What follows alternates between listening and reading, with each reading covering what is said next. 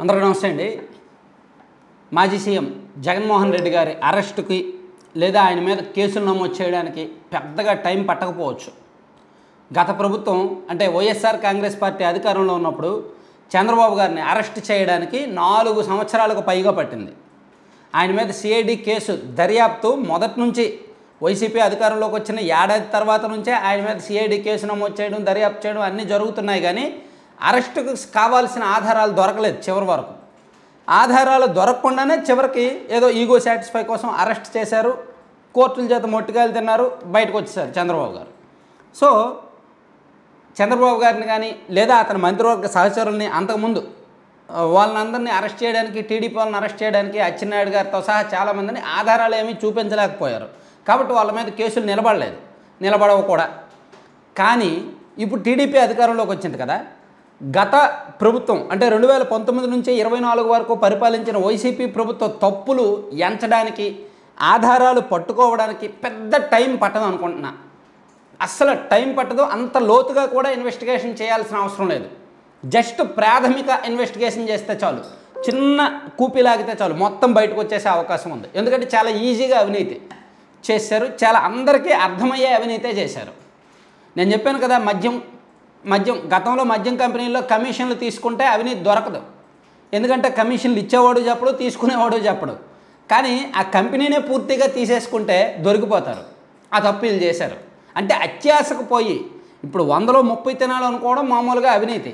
100లో 70 రూపాయలు మేము తినేసి 30 రూపాయలు వాడికి ఇస్తామనుకోవడం దురాశ, అత్యాశ, కక్కుర్తి, భారీ అవినీతి. అవి చేశారు కాబట్టి దొరికిపోయే ప్రమాదం ఉంది. ఇప్పుడు మద్యంలో కానీ, ఇసుకలో కానీ, లేదా భూ కేటాయింపుల్లో కానీ, విద్యుత్ ఒప్పందాల్లో కానీ, లేదా చాలా వ్యవహారాల్లో, టెండర్లలో చాలా వ్యవహారాల్లో వైఎస్ఆర్ కాంగ్రెస్ పార్టీ అధికారంలో ఉన్నప్పుడు చేసిన తప్పులు చాలా సులువుగా దొరికిపోతాయి.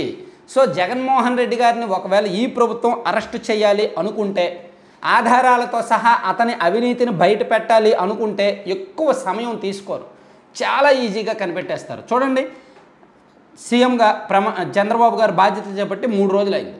ఈ 3 రోజుల్లోనే ఆల్రెడీ జగన్మోహన్ రెడ్డి గారి ఇంటికి వేసుకున్న రోడ్డు తప్పు ఒకటి బయటపడింది. అలాగే ఆయన ప్యాలెస్లో, ప్రైవేట్ ప్యాలెస్, ఆయన సొంత భవనంలో ప్రభుత్వ డబ్బులతో అన్ని రకాల వస్తువులు సమకూర్చుకున్నారు, అది ఒకటి బయటపడింది. అలాగే ఋషికొండ ప్యాలెస్లో అనేక రహస్యాలు బయటపడుతున్నాయి. ఋషికొండ ప్యాలెస్లో బాత్రూమ్ కమోడ్ కూడా 26 లక్షలు ఖర్చు పెట్టారని వార్తలు వచ్చాయే. ఆ ప్యాలెస్లో అనేక రహస్యాలు ఇప్పుడిప్పుడే బయటకు వస్తున్నాయి.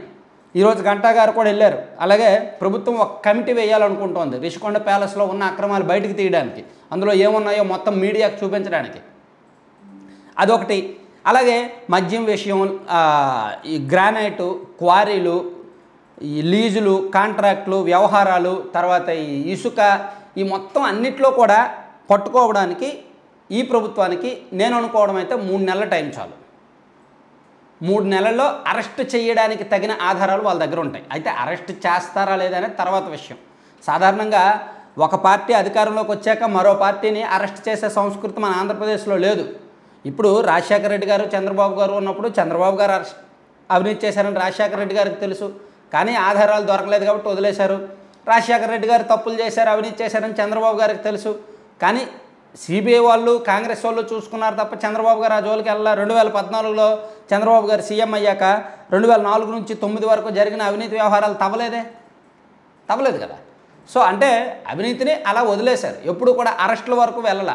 కానీ జగన్మోహన్ రెడ్డి గారు మాత్రం చంద్రబాబు గారిని అరెస్ట్ చేసే వరకు వెళ్ళారు అవినీతి కేసుల్లో. సో అది మనసులో పెట్టుకుంటే ఖచ్చితంగా అతన్ని అరెస్ట్ చేయాలి అనుకుంటే 3 నెలలు చాలు. నేను చెప్పేది ఏంటంటే పెద్దగా లోతుగా ఎంక్వైరీ చేయక్కర్లేదు, 3 నెలల్లో దొరికిపోతారు అంటున్నా. అన్నీ దొరికిపోయే తప్పులే, చాలా సింపుల్ దొంగతనాలే, సింపుల్గా దొరికిపోతారనమాట.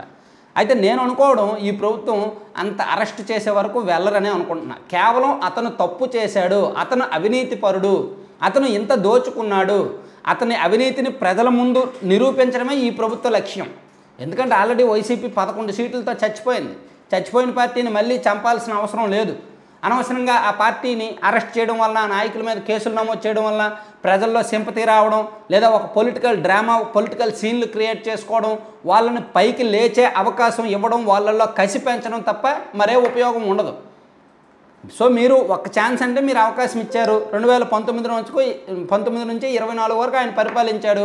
దానిలో భాగంగా ఇంత అవినీతి జరిగింది, ఈ వ్యవహారంలో ఈ విధంగా దోచుకున్నారు, సో ఇతన్ని మీరే శిక్షించండి, మీరేం చేస్తారు అని ప్రజలకు వదిలేస్తే చాలు. ప్రజలే నిర్ణయం తీసుకుంటారు. చట్టపరంగా అరెస్టులు, కేసులు, కొట్లాట్లు అంతవరకు వెళ్ళడం కూడా అనవసరం అన్నమాట.